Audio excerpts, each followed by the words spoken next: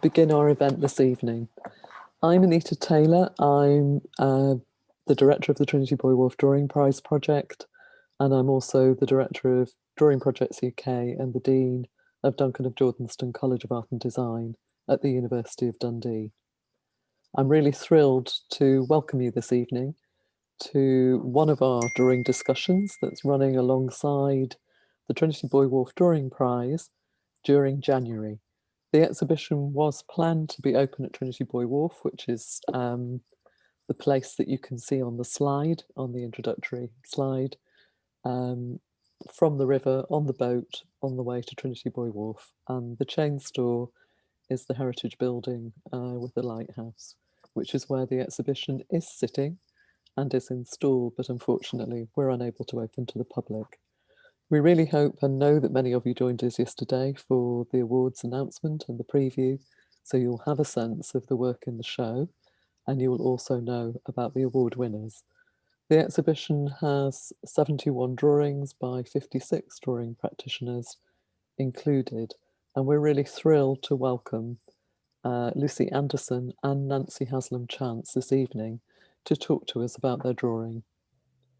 This drawing discussion series, the January season, is a programme where we've invited two of the exhibitors to talk about their work individually and then to talk a little bit together and to take questions from the panel. It's really intended as an opportunity for you to hear more from more of the exhibitors in the exhibition, to find out about their priorities and prerogatives, and to find out about the drawings themselves. As you'll know, the drawings are chosen on their visual values by the selection panels, and it means that we're looking at drawings which have a great integrity and a lot of content and lots of things about the form, subject and content that we might want to discuss. But this is really an opportunity to meet the artists. So the format of the evening is for we're going to ask Lucy to present first, and then we'll invite Nancy to speak. So Lucy will talk about her drawing in the exhibition, and then we'll move on to Nancy, and then we'll have a conversation. And congratulations to both of you for being in the exhibition, and congratulations to Nancy, of course, for being awarded the prize last night, the second prize. All of the drawings in the show are fabulous, and I couldn't be more delighted to hear more from Lucy as we start the evening about her drawing, and she'll correct my pronunciation on Abueli. Oh, you said it well. Perfect, that's fantastic. So Abueli, Conversations with Grandson. So I'm going to move the slides to your image, and we really look forward to you talking a little about the drawing, talking about yourself and what the drawing means to you too. So thank you, Lucy, over to you. Okay, so hi, I'm Lucy. I'm from the UK originally, just a little bit about myself, and currently I live in Amsterdam in the Netherlands. I'm now a practicing full-time artist, and previous to that I was actually in the fashion design industry, where I've worked for some quite big brands, and I also did illustration in the past as well. So my degree was a BA Honours in actual fashion design, but I had done a fine art BTEC diploma before that. So I've always been really interested in art and drawing, and it's something that I decided that I was going to pursue quite recently. The work that I do is generally in charcoal. I do use paint as well in the drawings. I still class them as drawings. And they're very, very large scale. So sometimes they can be as big as 2 by 2 meters. So really, really large scale. So for very big spaces. That's just like a little bit about kind of my background. And then the drawing that I entered into the Trinity Buoy Wharf was called Abueli, Conversations with Grandson. Abueli is actually, she's Petra, and she's my husband's grandmother. She lives in Spain. And I drew this picture during the first lockdown in Spain in 2020. So it was when things were getting really, really tough and people were feeling very isolated. And obviously Spain was hit very badly initially. It was a bit like Italy. So, you know, she felt quite isolated. So really it's about depicting a tender moment in time. It's emphasising Petra's role within the family predominantly. I wanted to provoke a sense of intimacy and calmness with this. This isn't about her being vulnerable or elderly, it's more about her being resilient and independent. She's endured a lot in her lifetime. I mean, I think you can see from the little synopsis that I did, you know, she was lived through the Spanish Civil War, the Second World War, the Spanish post-war period. You know, she had personal tragedies as well that happened. And obviously now in her later years, she's dealing with the COVID crisis. This is a very independent, resilient woman. She's been through so much. And it's primarily about the bond that she shares between my husband and herself, a very unique bond, generations apart, and obviously in separate countries. So it's a very unique relationship that I wanted to capture. And really today, she's the soul of the family. She's the head of the family. She's got 4 children. She's got 8 grandchildren, 3 great-grandchildren. And she has a truly remarkable relationship with all of them. It's a very trusted relationship. She just transmits her love and advice and wisdom that she's had through all of the things that she's endured upon those children. So it's a very special, close bond that she has. And it's something that I really wanted to capture in the picture. I myself was very, very close to my grandmother, my late grandmother. She was my best friend, and I really wanted to put some of my emotions into my husband's relationship with his grandmother in this picture. So although it's about a sense of friendship for him, it's also about a sense of loss for me, and how fortunate he is to still have this relationship himself. Obviously being, you know, in his late 30s, it's quite rare. You know, she's a good age, she's 97 this year. So the painting itself, it wasn't solely to just focus on Petra's face. If that was the case, I think the composition, if the picture would be far too busy, there's a lot of elements and there's a lot going on. But it was more to capture a story and a sense of self and who she is through my eyes. I wanted to capture. So all of the different elements mean something to me in the actual picture. So you can see that, you know, there's a photograph in the background. This photograph is of her children, who she's incredibly close to. She's really the glue, like I say, that keeps them together. The soul of the family, like I said, she's the pillar that sustains everything. And this photo is meant to represent that part of the scenario. The phone in front of her reminds me of my grandmother. She had the same, she always had the phone on hand. And this is just to represent the contact that she has. And I think sometimes it's more of a, it's almost more of a comfort for a family to have the phone there than it is for her. I think it's more for them to contact her rather than for her to contact them. She's got her pill packet and medication, and this was just to basically show like the self-control that she's having over her aging self. I really like the way that she's depicted folding her stockings across the breakfast table as well. The day that I actually witnessed this, I think she was so engrossed in the conversation with my husband that she must have refolded and folded this pair of stockings maybe 4 or 5 times. And it was just this real ease of conversation she was having. She was almost just not consciously aware of what she was doing. It was like a therapy to her, and it was, for me, something very much of a generational thing that will be lost when she's gone. And it's a nice memory to hold on to. So I really wanted to capture that and show the ease of this conversation between them, and how her focus is solely, you know, you don't see my husband in the picture, but you can see that she's focusing on him in the picture. The breaking of the bread, you can see in my husband's hand. This was just representing the simple conversation that they're having, just the breaking of the bread. It's just, there's a conversation, a moment in time, and it's just, like I say, it's just at ease. It's an intimate moment. And then the glass of water. This represents a third person in this conversation. So this simply represents me, really, as an onlooker. I'm just the person that is being privileged to be there and to witness this special moment, and something that reminds me of the moments that I had with my grandmother. So everything combined means something to me, and it's more of a story than a static image. And I think it's almost like you need to understand those different elements in it. And it's something that, you know, I've spent a lot of time with her, and, you know, I feel like, you know, I know her mannerisms, I know the relationship. My husband talks all the time. He has this real friendship with her, and I feel like I really, really know her. And this image was just solely just to capture who she is in my eyes, and who she is through his eyes as well. So yeah, it was more of a, it's more of a whole image rather than just a face of the person, essentially.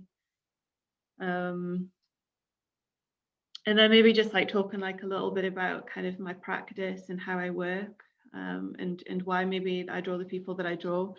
I mean, I think you can see the people that I draw, the people that I really know. So I either predominantly focus on like movement or stories in my work. So this one was more of a story. It was to tell a story of a person. And for me, I have to know that person very, very well in order to do that. I almost have to know every line on that person's face. I have to know what their hands look like. For me, to draw this much detail of somebody, I really need to know them in great detail. And I can spend hours with that person. I was photographing that person almost before I'll even attempt to draw somebody. So you can see that like my work takes on like this very hyper realistic kind of appearance, almost like quite photographic look, which is strange because the materials that I use are charcoal, which is predominantly a very loose and quick and rough material. But it's almost that I try and tame it.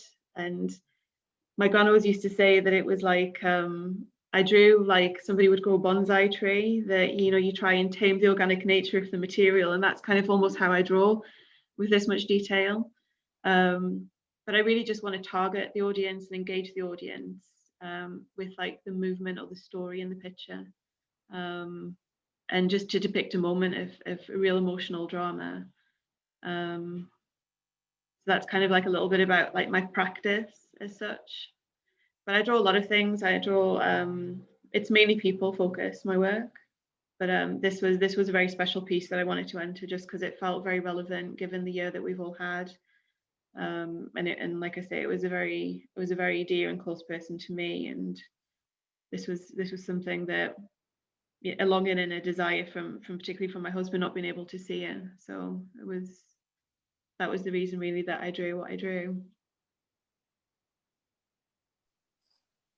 That's a fantastic introduction to the drawing. No, thank you. And I mean, it's a drawing that has so much charge, which is actually, I think, something to do with that control over the medium. And yet it is a very, you feel the personal nature of it, even though it's using a kind of a language of realism or photography, you know, for reference to photography. But the surface of this is actually quite extraordinary. I mean, that's really why I referred to it last night, is that actually there is something, the complexity of the rendering is really quite extraordinary. As a drawing. I draw a lot of, I mean, I approach all of the pictures very differently, and depending on the format, you know, a picture like this can take me, you know, months actually to draw. I mean, with the amount of detail, but it's a bit like a therapy to me. I kind of get engrossed in the detail, and for me, it cements the memory as well. The more I work on something, but I call it a drawing, but you could also call it a painting in some ways, because I use a lot of brushes. I don't just use the charcoal as a raw material. You know, I blend with my fingers, but then I also use a lot of erasers, which is why I use very thick paper, actually like watercolor paper, because I wear the surface actually of the paper away a lot of the time. But I use a lot of different brushes, and I use water on it as well to like blend. So it's very organic, I think, actually, the way that it's drawn, yet it looks so precise and so controlled at the same time. But it's almost like quite fluid, like a painting would take. Obviously, its approach, but it's the nature of it is it should be looser than what it is, I think, but it never really, maybe it's just me, I'm a little bit OCD, and I think maybe it shows in my work, perhaps. Oh, I wouldn't say that. I think there's something very tender about the drawing, and it is lovely to hear you talk about it and the way everything is so purposeful within it in terms of its meaning. And I think that provides an insight to the drawing that maybe you know, the drawing clearly holds that in its Mhm. making and its rendering, and the surface, the quality of the marks, the quality of the depiction. Mhm. But it's really interesting to hear you talk about it Yeah. in that way. I mean, it's funny when I look at the painting in front of me, you know, and well, the drawing in front of me, that, you know, I can see the amount of time that I've spent on certain elements in it. And actually, when I mentioned before that the sole purpose is not to necessarily focus too much on Petra's face in this, it's more about everything in the picture that is important. But I can see that actually the time that I spent drawing her face, which is, it looks very much like her, but actually I spent more time maybe trying to draw the bread or something in this picture. So it was more, you know, her face, I can visualize and I can memorize, I can remember every line on her face, every shadow, I know her hair, you know, I know all of this. And her face was actually probably the easiest part of this to draw for me. It was more other things in this that were the difficult part. Yeah, that's Quite. fantastic. Mm, A great introduction to the drawing, thank and you. I think what we'll do now is hear from Nancy, and then we'll come back to questions and a wider conversation. A really beautiful insight. Thank you, Lucy. Okay. And you'll come back onto screen in a moment. And just to encourage the audience to pop your Q&A in the chat, so that or the chat and the Q&A, get that the wrong way around, your questions in the Q&A button, but we'll be monitoring those and you'll have a chance to ask questions of both Lucy and Nancy. So Nancy, it's lovely to welcome you too. And I'm just going to move the slides on to look at your 3 drawings that we have in the exhibition, Tea, Teeth and Pendant Alarm. And I'm sure you're going to talk us through, everybody's agreed just to introduce themselves a little and then to talk about the drawings that have been selected. So thank you, Nancy. Okay, can you hear me? Yes, perfectly. Yeah, right. Okay, I'm really happy to have these 3 drawings in the show, and they're particularly special to me. So I'm looking forward to talking about them and answering your questions in the Q&A. I find these things a little nerve-wracking, so I've written some notes to help me, but I'm looking forward to being a bit more spontaneous when it comes to answering the questions. So I'm from Bradford in Yorkshire. I'm a painter and a printmaker, and I also use textiles in my work, but primarily I'm a drawer, and drawing has always been something that I love doing. After I left art school in 2014, I was mainly making work about where I come from, thinking about the post-industrial landscape I grew up in the north of England. But in the past 3 or 4 years, I started to make work that feels more personal, and I've begun to include myself as a figure in my drawings. I've been very influenced by Louise Bourgeois and her autobiographical work. Everything she makes is in some way a self-portrait, from her huge spider sculptures to her embroideries to her works on paper. And she has an etching called Self-Portrait as a Spoon. And I love the idea that a drawing of an object could actually be a drawing of oneself, which really reminded me about Lucy, you said that the glass of water in your drawing is kind of you, a self-portrait. And looking at her work has inspired me to be braver and more vulnerable when it comes to choosing subject matter. And my work has become less general and more specific. And when I draw a figure, I'm drawing my own body or the body of someone I know or someone I've seen. And I draw as a way of recording life. I think there are lots of similarities between drawing and thinking. I can work things out through drawing, uncomfortable feelings, unanswered questions, decisions and dilemmas. It is something I do most days, and I keep a sketchbook in the same way that people would keep written diaries. For me, drawing seems to be the quickest way of recording life, much quicker than writing or talking. So I have 3 drawings in the show. There's Tea, Teeth and Pendant Alarm. And I called these drawings, or this series Caring Drawings, as they focus on my job as a carer and support worker, working with adults with acquired brain injuries and adults with autism. And they're about the relationships I formed with my clients, and I'm interested in the practicalities of these relationships. My clients required support, and it was my job to support them. Yet within these practicalities, there were moments of intimacy and tenderness and companionship. And these are the moments that I tried to capture in my drawings, and I did them from memory. When I was traveling between shifts sometimes on the tube, or when I got home from work in the evenings. And each moment I chose, probably because it moved me in some way, and there was something caring and careful about the act of putting a straw in a mug of tea and holding it up for someone to drink, or putting a pendant alarm over somebody's head, or brushing somebody's teeth. And I don't really have an interest in drawing things accurately, or at least not in these drawings here, and I find this very freeing. I draw myself as a figure in each of these drawings, and the figure of somebody I support. I kneel below or lean over the figure, and the bodies overlap and flow into each other. The proportions are imperfect, the limbs are exaggerated.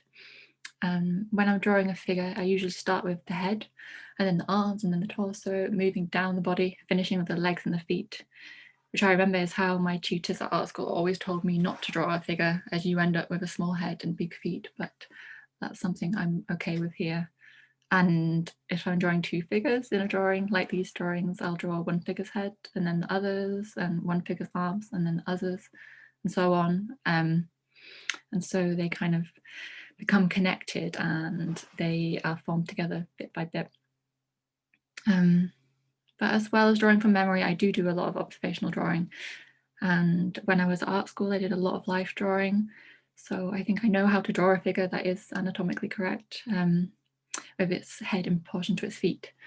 And so I have this bank of images in my head of every hand I've ever drawn from life, and every head and foot and figure. And I think all of this looking and observational drawing I've done has informed all of my drawings since, and even these ones working from memory. And I think this adds some sort of authenticity and some kind of believability. And these drawings are very small. It's quite hard to tell from looking on a screen, but they're a little bit smaller than a postcard, I think, each. And I initially did them in a sketchbook, and I think sketchbooks are very private things, and I never expected that they would be taken out and have this new life traveling around the country. But I often work on a small scale, but I think that it really works with these drawings as it's reflective of these intimate moments in small houses and small rooms, small bathrooms. And after making them, I realized that the viewpoint for each drawing is from the space where the door would be. It's not something I did consciously, but I thought that was interesting. It's as if you as the viewer are looking into a private space on the boundary, looking through a crack, perhaps a keyhole, or peering around a corner. And you can see that they're pencil drawings, and I love just using pencil. I enjoy the simplicity and the straightforwardness of not using colour, and the feeling of pushing down a very sharp pencil on a white piece of paper. I normally have a couple of different types of pencils that I switch between, a thin one, a thick one, and a chunky graphite stick. And I use quite dark pencils that don't rub out very well. I don't usually use rubbers. And I work quite quickly, and I think that's something I also enjoy about working on a small scale, is that you can be quite quick. The figures in these drawings are not identifiable. They might have an essence of somebody, but they don't realistically look like the real people that they are based on. And I think that's a great thing about drawing, that you have the option to keep a part of a memory to and for yourself. You can see my hand in these drawings, which makes it clear they are my memories. They are drawings from my perspective, and there are things I have changed. I'm trying to communicate something through these drawings, which isn't just about capturing an image, it's about something more than that. And care work and these drawings are political. These drawings are small radical acts. We don't often see disabled people depicted in art, and working as a support worker really helped me to understand how difficult life can be for some disabled people in this country, and how difficult our government makes it for them. And sadly, it seems that things are only getting harder and harder. People shouldn't have to fight for their benefits, for housing, for funding, and the support they are entitled to. During the pandemic, there has been a newfound appreciation for care work, and a spotlight shined on it. Carers are being celebrated and clapped for, which is a good thing.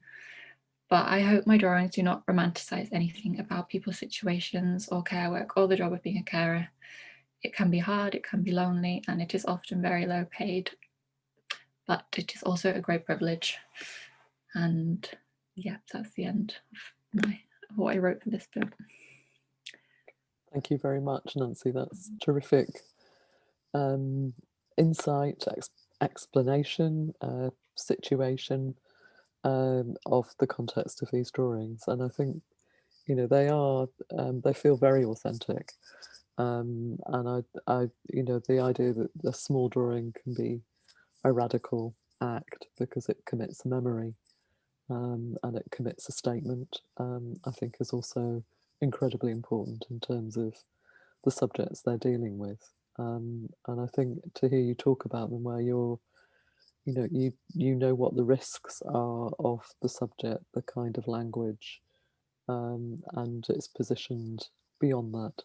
And I think it's really refreshing to hear you talk to these drawings. I mean, both Lucy and your drawings captivated the selectors. These drawings have kind of had a real resonance on the tour. I mean, the people's, they have a real sense of now. In terms of, quite rightly, as you say, it's probably the first time in a long time that the focus on care, on support, has been really at the forefront of a national conversation. We haven't yet managed to find any solutions for it, but it is a national conversation, so there is a kind of very timely quality to them. We're absolutely doing exactly what we needed to do, which is to talk a little about the works in focus. I can see questions starting to come through, so I'm quite happy to field them and bring those into the conversation that we're having. And excuse me if that means my mouse is moving across your drawings on the screen. So there are a number of questions. There's one, let's start with Lucy, one which is about a question about drawing from photographs. I think the thing that's interesting about having the two of you together is thinking about the capacity of figuration and its different ways of depicting the world, but actually there's something about the relationship and respect within these drawings for care, for different generations, for people in different contexts. And there's very much something about working in an isolated space. They've both got a viewpoint as though you're not in the room with them. So there's a distancing that happens in terms of their pictorial space. So in terms of a wider conversation, I think that there's a lot to talk about. But the question for you, Lucy, is about whether you draw directly from life or just from photographs. Is it a combination of those things? Yeah, I would say it's generally a combination of things. So like I said, that when I draw somebody, so for example, Abueli, Petra, I have to spend like a lot of time around that person because to simply invest the time and the energy that it takes me to draw on this kind of scale and this kind of detail, I really need to know that person. I really need to know what that person is about. So I spend a lot of time with that person. I'll do sketches. So actually I've done a lot of sketches of Petra when I've been back in Spain. I have multiple photographs of her as well. Just obviously to draw the detail that I do, you need to have those kind of photographs. But a lot of the time, the way I draw will be, it's from like memory, it's from her mannerisms, which is sometimes impossible to capture on a photograph.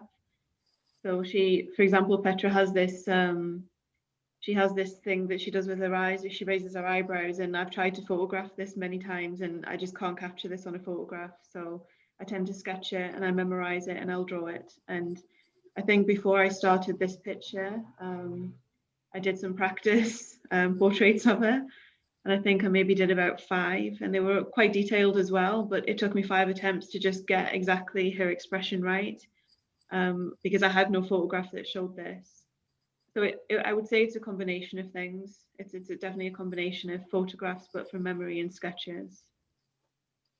That's a really, I think there's something in there that's also quite interesting, the role of drawing in memorializing and understanding the world. So it's actually about a way of digesting and distilling the information that you're seeing. So it's about seeing the difference between seeing and looking, I guess. Yeah. But it's also about that transformational experience of drawing to understand either a way to depict a particular person. I think it's the same for you, Nancy, perhaps, in that, you know, you talked about having a kind of really deep understanding of drawing from life, and then actually, you know, the knowledge that that sits in your memorialized lexicon of making and rendering that actually informs these to feel completely convincing. So they have a different linguistic take, but they're actually both using a similar process to digest that information.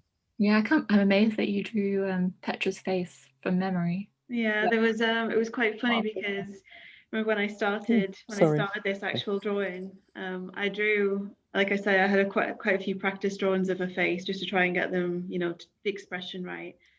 And I drew one I was quite pleased with, and I thought was quite good. I thought it looked quite like her, and I sent it to the family just like as a photograph and said, you know, what do you think? And I had a reaction back that was basically, no, she looks really tired, her hair's not right, she's too many lines on her face, it doesn't look like her. So then I had to start from scratch. So it's really difficult sometimes. It's really, you know, because I have photographs of her, but if I drew from those photographs, it wouldn't look like her still. It needs to, the expression needs to be right, and the photograph would need to be near on perfect, I think, in order to draw a true likeness from somebody. I think you need to see that person in the flesh and really study and analyze the face and draw sketches where you can. I have a lot of sketches, for example, of her eyes, just that I've just drawn when I've been there, and that I finesse, obviously, you know, through photographs that I see, and I can say, okay, well, her eyelashes or her eyebrows do this kind of thing, and you know, so I think from a photograph, it's very difficult to draw somebody and then make it look like that person in reality. Well, you're translating an already translated flat image. So I think there is something about how do you form the equivalent through an illusion, which requires the information that hasn't been translated. You know, it's a very different process of receiving information. And it's a very big process. Like I say, it can take me, I mean, it takes me a long time to draw these. These are not, you know, they're not quick drawings for me, and it can really take a toll actually when you draw a person. It can really wear you down almost. So you really, you know, it's a big thing. It's not like these quick sketches. So you have a lot of time to rework and to erase and to redraw, and yeah, it's a big process. Yeah, and there's somebody asking about what pushed you towards working in this way in terms of this level of realism. You know, and I think you are talking to, which is the second part of the question, I think you've sort of answered, is that it is something that takes time and it's constantly evaluated. So it's an extended focus, if you like, to find something to form the equivalent of this experience and to make that illusion convincing. But I guess the question is about the motivation to move to work in this particular way.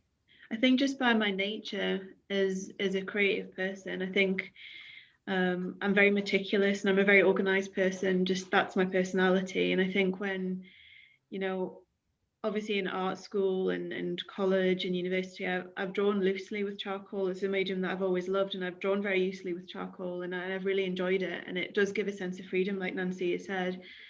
But I think the control part of me as a personality, I need to, I really get in depth when I draw something. It really takes over me, consumes me almost. And just my natural process is to be a perfectionist and to take that extra time. And naturally, when I do that, things start to look very hyper realistic. So I think it's something that it's just in my nature to draw like this. You know, when I draw loosely, I'm never pleased with it, and I don't feel like it's saying what I want it to say. So I think it's maybe just my background and personality, the reason that I do the things that I do. It has a different focus, though. I mean, if you think about, I mean, yours is about capturing a moment and memorializing it in a way that requires that time and level of importance and commitment to that. So it you know, the language is meeting the aspiration for the subject and content, which is about capturing somebody very important, very close, and maintaining that as something of their sense of their presence. Nancy's work isn't carry on and then I'll... No, I was just going to say, I think as well, just when you talk about, you know, your inspiration and you talk about like if there's artists that you follow or that you admire, I think that from my relationship with my grandmother, she was very into art. She collected art. We used to discuss art a lot.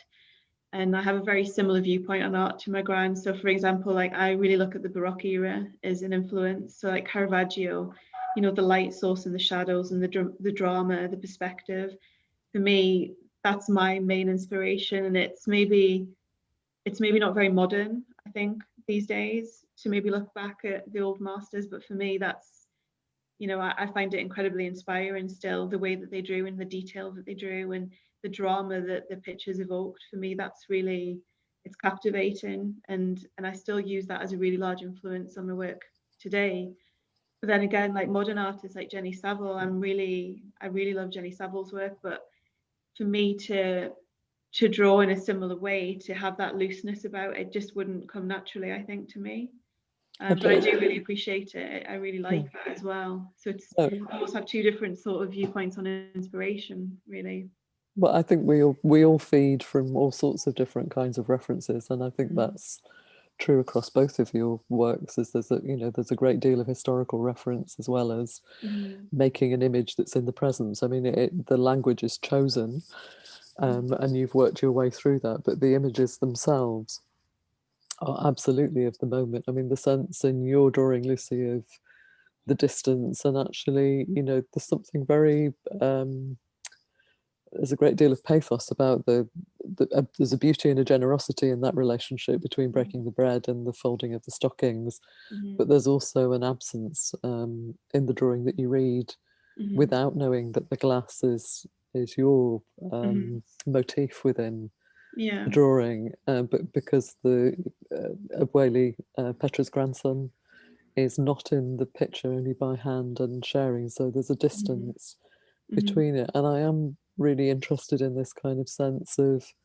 the quietness of the language allows that stillness, and the image reveals itself. So it does something very, very different. You know, the two of you have a kind of content link, but actually, if we don't need to have a link at all. But there is something very poetic, very potent, very pertinent to the time that we're in about both of these sets of drawings, but they're rendered in a different way. And the slowness of making that you have, Lucy, and that sense of it feels like the folding of the stockings. It feels absolutely right for what it's doing. And Nancy, yours feels absolutely right for that kind of sense of you know, the haptic distortion that you've got, or the maybe not haptic distortion, the distortion that you have around the way we feel our ways into those bodies, and the way we feel our way into the carer's body allows us to feel our way into the context of the other character within the drawings, the other subject. So that their language is really important for the way that we read them. And they come from very different, completely valid points of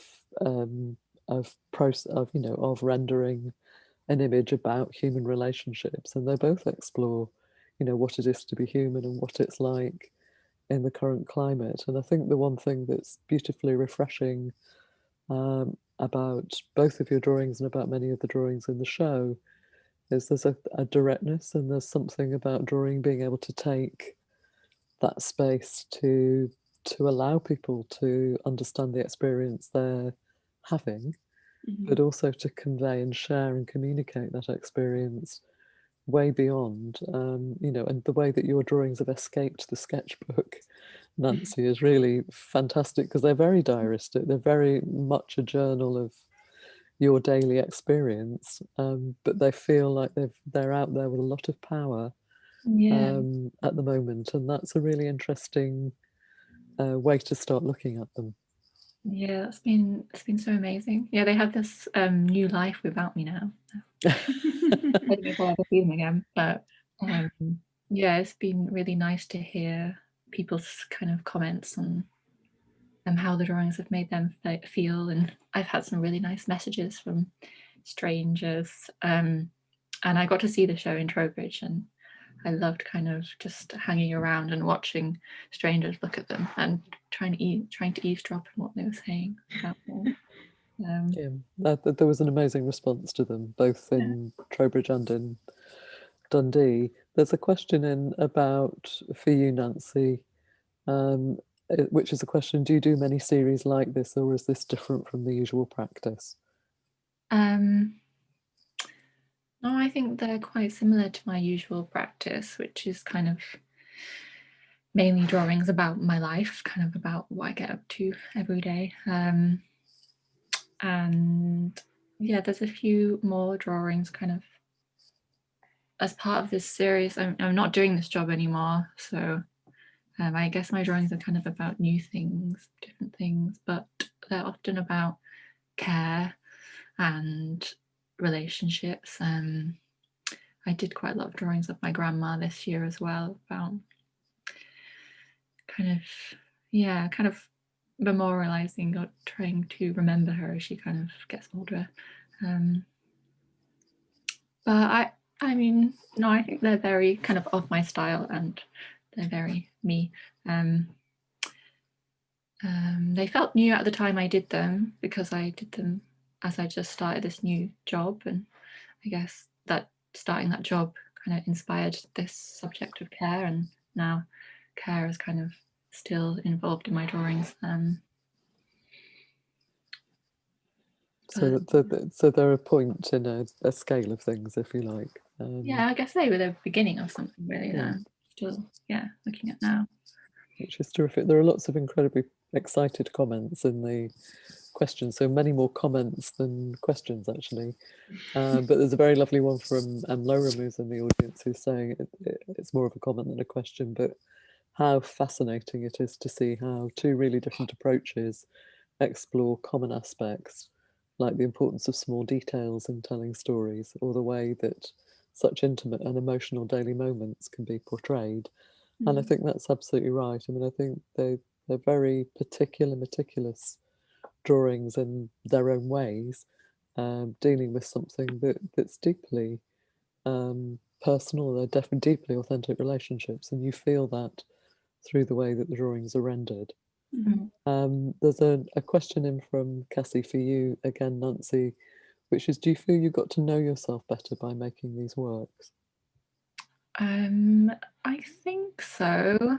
I mean, I've always drawn all the time for as long as I can remember, and I think it's kind of always been my way of knowing myself. Or I think when I draw now, it kind of is a way of connecting to being back to kind of being a child, or different stages of parts of my life. But yeah, I was wondering whether kind of doing these drawings helped me to be a better carer as well. Or I think, I guess they helped me to kind of realize what is important to me, and like my values, and kind of what I want to do with my life. And I don't know, they seem, I don't, it's just been so nice to kind of hear people's feedback, and I feel like these drawings are really valued by lots of people. I guess that makes me feel valued, and I don't know, just value kind of the work that I was doing as well. And yeah.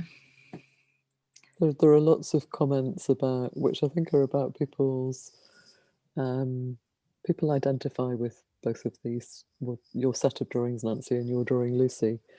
And there are lots of comments about people who've been carers in their own, lives or careers, and how much they identify with these. And I think that there's something, both your works have these amazing details, which are the clues and the insights, the things that affirm the content and the meaning of them. So, you know, your empty calendar in one of those drawings, Nancy, is really, you know, it's very potent in terms of the way that it articulates something, which is the sense that the carer is probably the most regular occurrence in this person's life. That's how I read it, and it may not be what you mean, but people carry that kind of sense of, you know, the empty calendar means something to all of us this year, maybe more than it's done. So there are things that we can start to identify with, you know, and your sense of that photograph in the background. I mean, you know, Lucy, there are things, the pills that appear, and they don't appear instantly for either of you. You know, despite the different way of making these images, they're both drawings that reveal themselves actually quite slowly, and they keep giving, which I think makes them incredibly rewarding as drawings. So I'm just, you can see my mouse because I'm just trying to see the chat at the same time, so I do apologise for the fly. Again, another comment from Nick Grelier, which is just a comment on the level of intimacy possible, somehow more in a drawing than in a painting, due to the simplicity and immediacy of the materials. And I think you've both really attested to that. I know you've talked about how close yours might get to painting, Lucy, but in the end it comes back to this very direct, malleable material. So there is something that feels really beautifully intimate through these, in the way that they're made very directly through the medium to render these images, which have great potency, I think, particularly in the time that we're in. Yeah. And I think that relationship of memorialization, memory, recognition, and distilling the experience for yourselves, which somehow makes it have more bite, I guess, for the people who are looking at these drawings. Yeah, I think it's really nice as well to hear Nancy talk about her work, because it's like you say, there's so many similarities between our works and what we're trying to say, yet they're drawn so differently in such different approaches. I think it's really nice to hear you talk about it and kind of see that similarity and that crossover with both of us. Yeah, because they do look completely different when you see them in front, you know, when you see them on the screen, they're all so different in terms of like detail. I wrote lots of things down when you were speaking, Lucy.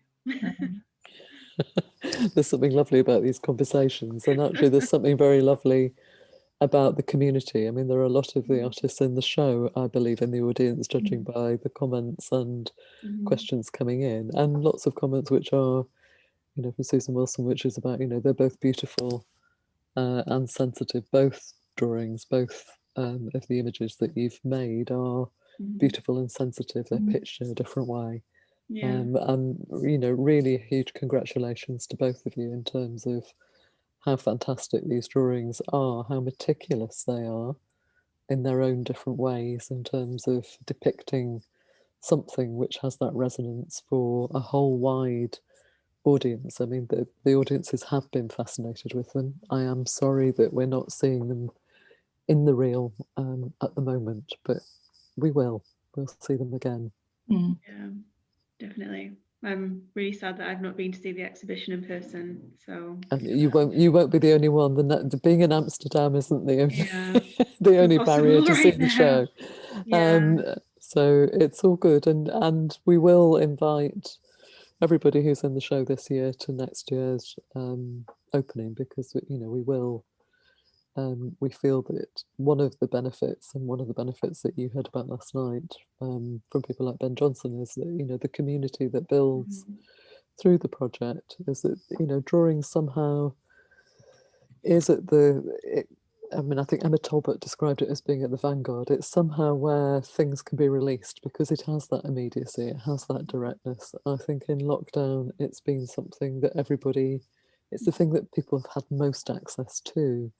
And the capacity of drawing to address, you know, what it is to be human, to address how we depict relationships, to understand what the relationships are, to see what we're thinking, to understand by making, and by, making images through whatever impetus it is that drives us to do that, whether it's exploring the materials or whether it's using it as a diary, as notation, whether it's about how do we test the limits of something, that fascination and the tonal range that you have, Lucy, in that drawing is really extraordinary, and it invites you in. The range of line that you have, Nancy, really has an emotional resonance that I think really holds us to the way that you feel about this relationship of caring, which has some of that, the sense that a small drawing can be radical, it can be political, it can push people's understandings, that you're representing people that are not always represented, very rarely represented. I think is also something about them that's so important at this particular time too. Anything, any last things that you want to say, and then I'll round up with something that's just come in. So. I wanted to ask Lucy if she showed the drawing to Petra. Yes. It's a really good question. Yes, I did. I wanted her approval, actually, because I was aware that sometimes if somebody draws a portrait, I mean, if I had my portrait drawn, I would want to look my best, probably. And obviously the realness of this image of Petra, her hair wasn't quite brushed immaculately.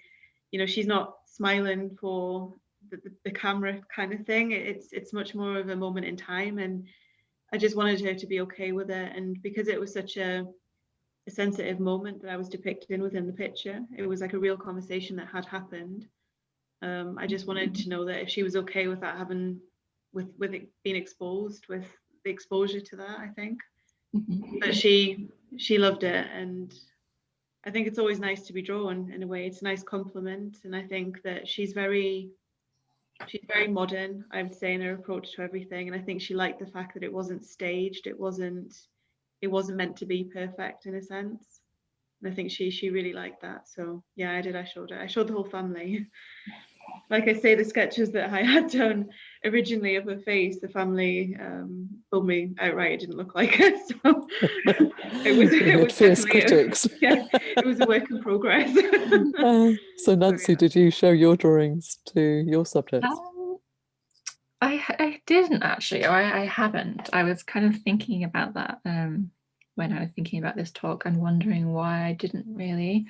But I was thinking that they're kind of less about the individuals that they're based on and more about kind of the act of caring. But I think I kind of had this idea when I found out they were going to be in the exhibition that I'd still be working in the same job and be able to take them maybe to the show in London. But everything's changed now, and yeah, I'm not in London and I'm not doing the job anymore. And what's next? Is there a next?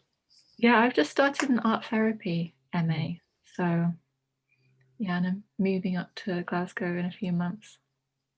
But I still think that maybe I will show them to them, or maybe I'll send them something in the post, or I'm not sure. Yeah, I think it's a really interesting question around that sense of, because actually they're not necessarily portraits, but of course they do relate to real incidents, and that it's a really interesting question and thought that you had. So, which is all good. Lots and lots of lovely comments saying thank you for the insight. Someone saying they're very moved by the reverence in the drawings and how emotionally resonant they are. They do affect people, and actually, I think they're both of your drawings affect people. They have been drawings that people relate to. They're drawings that people can really identify a particular human predicament through, and I think they are drawings that really touch the heart of that kind of challenge everybody has had about their closeness or their relationships, and actually how important it is to think about others. which I think is one of the things that we actually need to take with us. It's about that trust, respect, that kindness, and caring at the heart of that. And it's caring on a small scale, which then magnifies to a bigger scale. Can I say one enormous thank you to both of you? You've both been incredibly generous in sharing your work, sharing your thoughts, your preoccupations, the reasons for making these drawings. They're highly personal, and yet they're absolutely of the right public moment to share. So thank you so much. Wishing you all the very best for what's next, but I know that we'll be in contact as the show hopefully manages to reopen to the public. It does have another venue after Trinity Buoy Wharf at the Arts University in Bournemouth. We'll see how lockdown goes.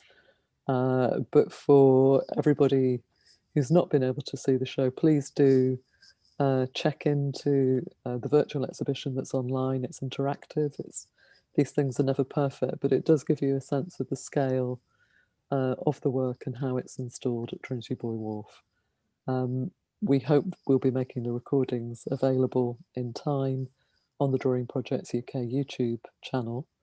And we're really just simply privileged to have your drawings in the exhibition and to have your drawings recognised as something that is a really important part of your practice. So I couldn't say a bigger thank you to both of you. And I'm going to say thank you to everyone for joining us and look forward to seeing you for future discussions and looking forward to seeing you again in the reel with the drawings. Thank you very much. Thank you, Nancy. Thank you, Lucy. Thanks, Fiona, for helping us. Yeah, thank you. And good night. Thank you.